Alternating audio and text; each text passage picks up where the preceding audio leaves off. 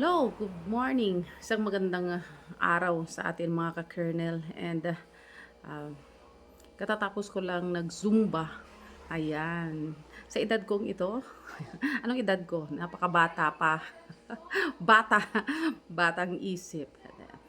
Wala naman sa edad kasi, basta maligaya ka sa ginagawa mo, nakakabuti ito, nakakatulong sa iyong kalusugan, why not? Wala naman sa edad yan.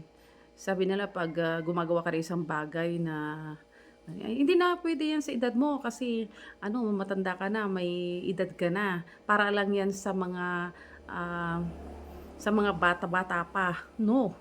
Sino may sabi? Basta't kaya mo pang gawin, gawin mo na.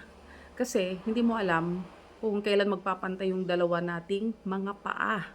Enjoy life habang ikaw ay buhay pa.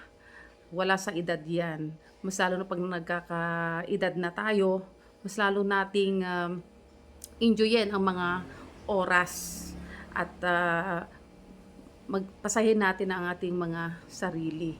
Wala yan sa edad, porket ikaw ay matanda na or nagkakaedad ka na. Basta kaya mong gawin, gawin mo. At kung masaya ka dyan, nakakabuti yan sa iyong kalusugan.